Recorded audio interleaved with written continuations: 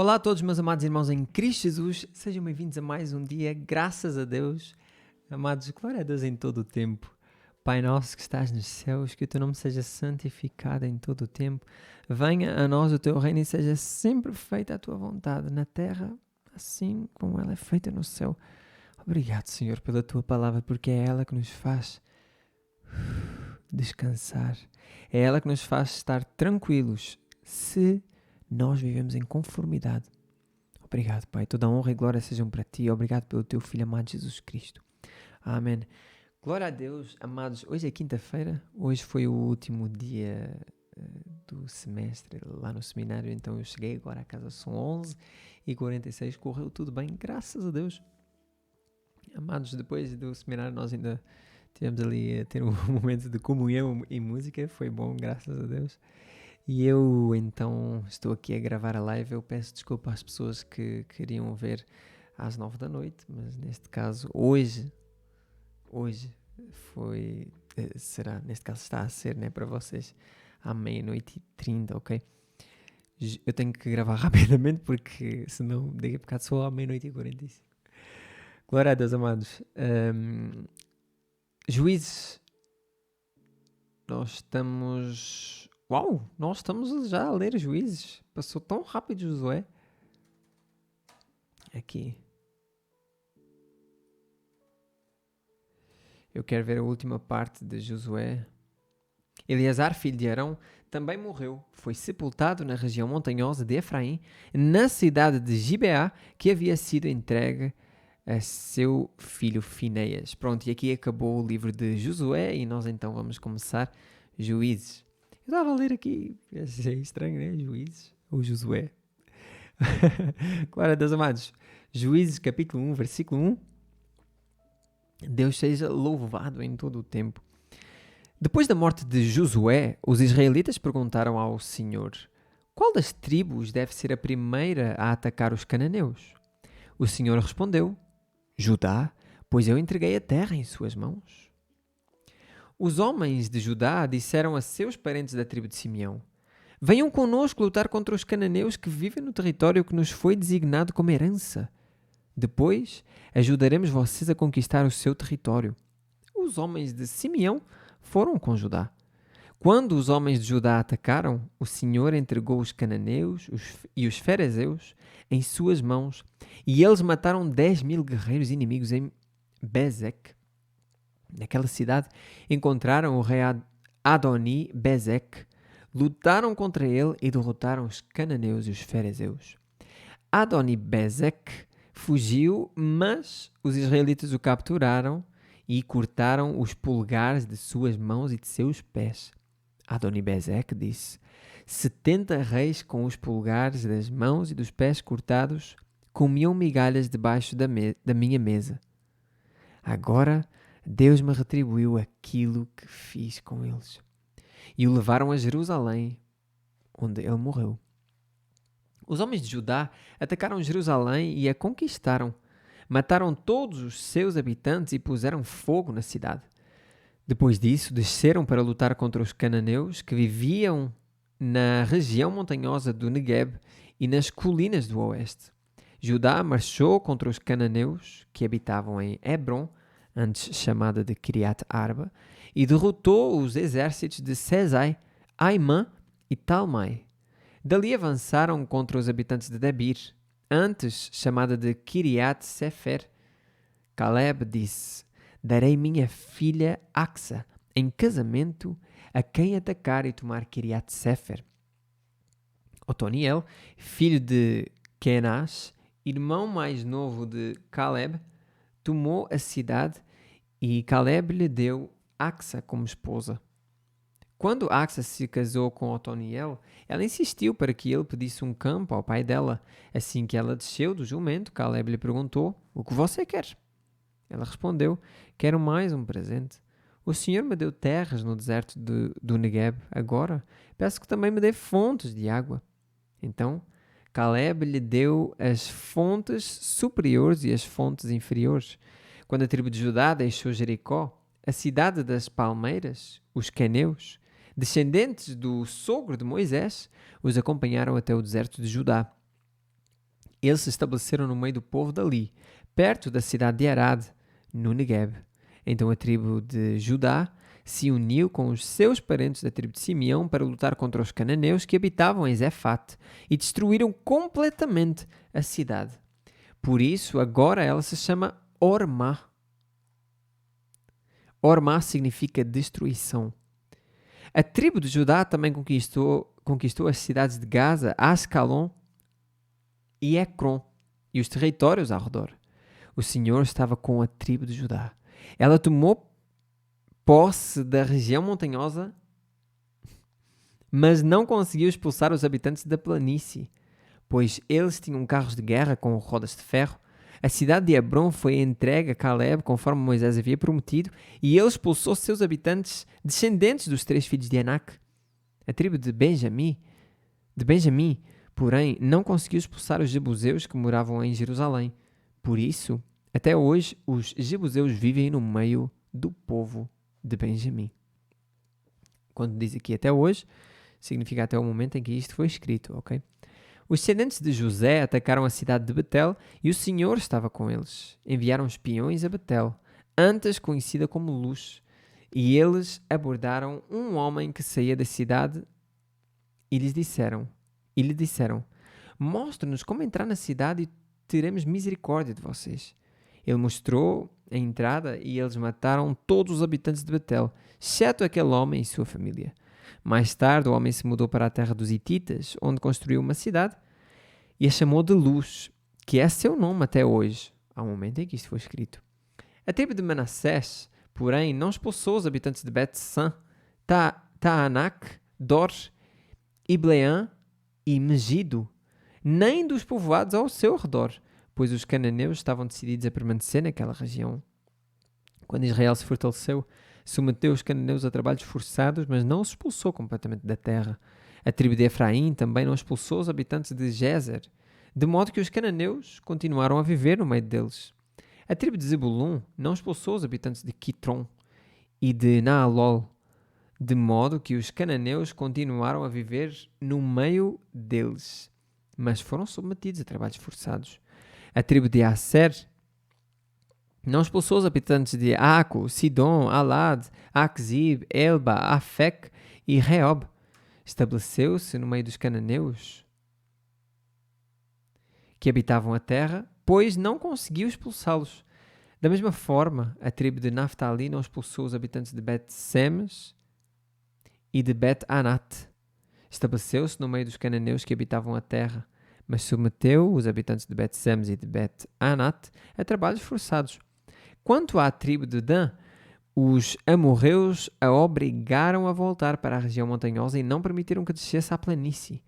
Os amorreus estavam decididos a ficar no monte Eres, em Aijalon e em Saalbim, mas quando os descendentes de José se fortaleceram, submeteram os amorreus a trabalhos forçados. A divisa dos amorreus se estendia da ladeira do Escorpião até Selá, continuando dali para cima. O anjo do Senhor subiu de Gilgal a Boquim e disse aos israelitas. Aqui o anjo do Senhor, amados, ou seja, mensageiro do Senhor, subiu de Gilgal a Boquim e disse aos israelitas: tirei vocês do Egito e os trouxe a esta terra que jurei dar a seus antepassados, e afirmei que jamais quebraria a minha aliança com vocês. De sua parte, vocês não deviam fazer aliança alguma com os habitantes desta terra, mas sim destruir seus altares, porque vocês desobedeceram à minha ordem. Agora, portanto, declaro que não expulsarei mais os povos que habitam em sua terra. Eles serão como espinhos em suas costas, e os deuses deles serão uma armadilha para vocês. Quando o anjo do Senhor acabou de falar e a todos os israelitas, o povo chorou em voz alta, em alta voz.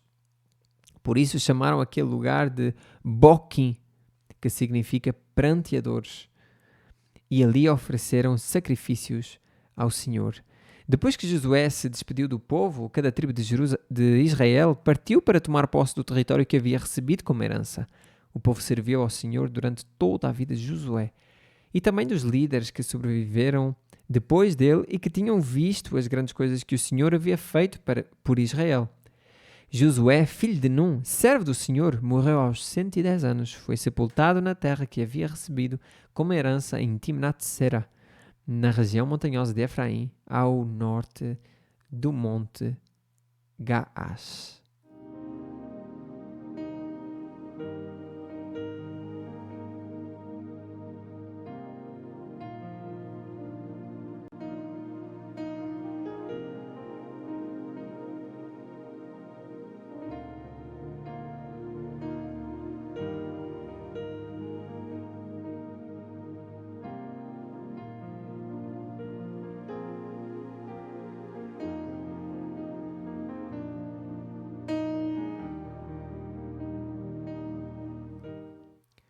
Lucas 21, Lucas 21, versículo 29 em diante. Em seguida, deu-lhes esta ilustração. Observem a figueira e todas as outras árvores. Quando as folhas aparecem, vocês sabem reconhecer por conta própria que o verão está próximo. Da mesma forma, quando virem todas essas coisas acontecerem, saberão que o reino de Deus está próximo. Para tu saberes o que nós estamos a falar, tens que ler aqui um pouco antes, o que nós lemos no dia de ontem. Jesus falou de vários sinais e tudo isso. Eu lhes digo a verdade, esta geração não passará até que todas essas coisas tenham acontecido. O céu e a terra desaparecerão, mas as minhas palavras jamais desaparecerão. Amados, quando diz aqui esta geração, eu não sei o que está aqui, ou esta era, ou esta nação, ou seja, não era naquele tempo específico, ok? Isso aí eu tenho a certeza, porque nós ainda estamos aqui. Tenham cuidado, não deixem seu coração se entorpecer com farras e bebedeiras, nem com as preocupações desta vida. Nem deixem que esse dia os pegue desprevenidos, como uma armadilha, pois esse dia virá sobre todos que vivem na terra. Estejam sempre atentos e orem para serem considerados dignos de escapar dos horrores que sucederão e de estar em pé na presença do Filho do Homem. Interessante, orar para que nós sejamos dignos, para que nós sejamos considerados dignos de escapar dos horrores que sucederão. Interessante aqui, amados. Eu acho isto muito interessante. Orem para serem considerados dignos de escapar. Glória a Deus, amados. Todos os dias, Jesus ia ao templo ensinar e, à tarde, voltava para passar a noite no Monte das Oliveiras. Pela manhã, o povo se reunia bem cedo no templo para ouvi-lo falar. A festa dos pães sem fermento, também chamada de Páscoa, se aproximava. Os principais sacerdotes e mestres da lei tramavam uma forma de matar Jesus, mas tinham medo da reação do povo. Então, Satanás entrou em Judas Iscariotes, um dos 12, e ele foi aos principais sacerdotes e aos capitães da guarda do templo para combinar a melhor maneira de lhes entregar Jesus. Eles ficaram muito satisfeitos e lhe prometeram dinheiro. Judas concordou e começou a procurar uma oportunidade de trair Jesus para que o prendessem quando as multidões não estivessem por perto, porque eles tinham medo que as multidões se revoltassem contra os próprios sacerdotes. Chegou o dia da festa dos pães sem fermento, quando o cordeiro pascal era sacrificado. Jesus mandou Pedro e João na frente e disse: Vão e preparem a refeição da Páscoa para que comamos juntos. Onde o Senhor quer que a preparemos? Perguntaram. Ele respondeu: Logo que vocês entrarem em Jerusalém, um homem carregando uma vasilha de água virá ao seu encontro. Sigam-no. Na casa onde ele entrar, digam ao dono: O mestre pergunta onde fica o aposento no qual comerei a refeição da Páscoa com os meus discípulos. Ele os levará a uma sala grande no andar superior que já estará arrumada. Preparem-lhe a refeição. Eles foram e encontraram tudo como Jesus tinha dito e ali prepararam a refeição da Páscoa. Interessante que eu acho que no livro de João, no Evangelho segundo João, nós vemos que nós não vemos esta questão de Judas, que diabo entrou em Judas antes, entre aspas, mas que sim, quando eles estavam reunidos, é que o diabo se apossou de Judas e então ele foi e foi buscar os outros, os sacerdotes para prenderem Jesus. Mas aqui mostra claramente que Judas já estava a ser utilizado pelo diabo quando ele já quis encontrar uma maneira de matar Jesus, neste caso de prender Jesus. Interessante.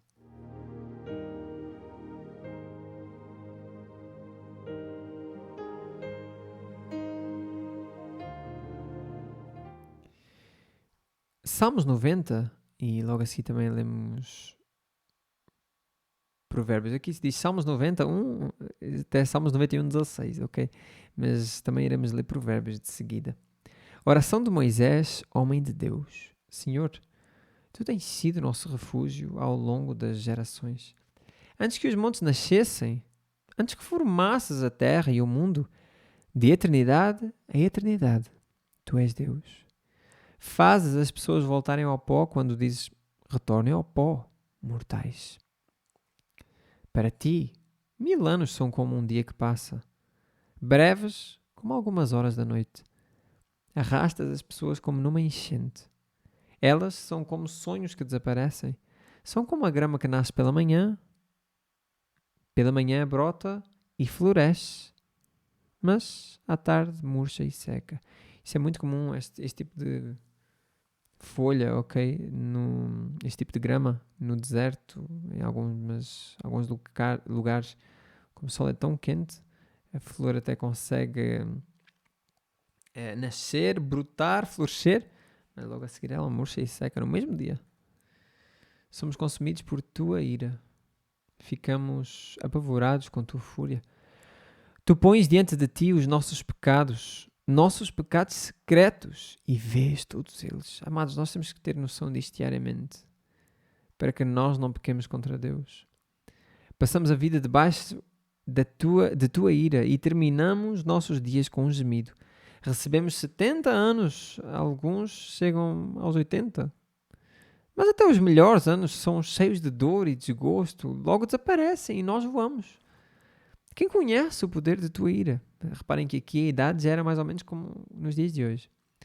Nós vimos que eles antes viviam 900 anos, 800 anos, mas... eu fiquei ali, 900 anos, 800 anos. Mas à medida que o pecado foi aumentando em número e em quantidade e em qualidade, neste caso,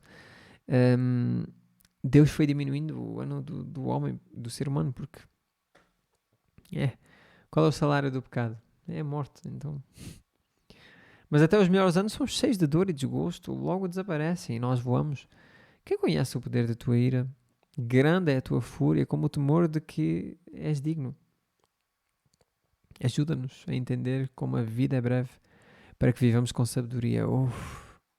Maravilha de versículo aqui.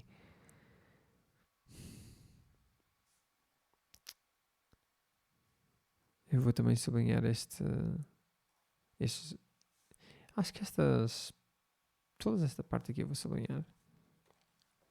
Ó Senhor, volta-te para nós. Até quando te demorarás? Tem compaixão de teus servos. Satisfaz-nos a cada manhã com o teu amor, para que cantemos de alegria até o final da vida. Dá-nos alegria proporcional aos dias de aflição. Compensa-nos pelos anos em que sofremos. Que nós, teus servos, vejamos teus feitos outra vez. Que nossos filhos vejam a tua glória. Seja sobre nós a bondade do Senhor, nosso Deus. Faze prosperar nossos esforços. Sim, faze prosperar nossos esforços. Aquele que habita no abrigo do Altíssimo encontrará descanso à sombra do Todo-Poderoso. Isto eu declaro a respeito do Senhor. Ele é o meu refúgio, meu lugar seguro. Ele é meu Deus e nele confio. Pois ele o livrará das armadilhas da vida e o protegerá de doenças mortais. Ele o cobrirá com as suas penas e o abrigará sob as suas asas. A sua fidelidade é armadura e proteção. Não tenha medo dos terrores da noite, nem da flecha que voa durante o dia.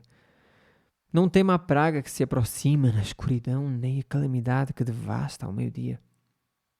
Ainda que 1000 caiam ao seu lado e 10.000 morram ao seu redor, você não será atingido. Basta abrir os olhos e verá como são castigados os perversos. Se você se refugiar no Senhor, se fizer do Altíssimo seu abrigo, nenhum mal o atingirá, nenhuma praga se aproximará de sua casa, pois ele ordenará a seus anjos que o protejam aonde quer que você vá. Eles o sustentarão com as mãos, para que não machuque o pé em alguma pedra. Você pisará leões e cobras, esmagará leões ferozes e serpentes debaixo dos pés. O Senhor diz: livrarei aquele que me ama, protegerei o que confia em meu nome. Quando clamar por mim, eu responderei e estarei com ele em meio às dificuldades. Eu o resgatarei e lhe darei honra. Com vida longa o recompensarei e lhe darei a minha salvação. Provérbios 13, 24 e 25. Quem não corrige os filhos mostra que não os ama. Quem ama os filhos se preocupa em discipliná-los. O justo come até se satisfazer, mas o estômago dos perversos fica vazio. Amados, quem não corrige os filhos mostra que não os ama. Quem ama os filhos se preocupa em discipliná-los. Atualmente existe uma onda enorme. Isto é disciplinar fisicamente ou é emocionalmente? É da maneira que for. Não de maneira a destruir a pessoa. Não é nada disso, ok? Mas disciplinar, não é matar. Ok? Não é espancar. É disciplinar.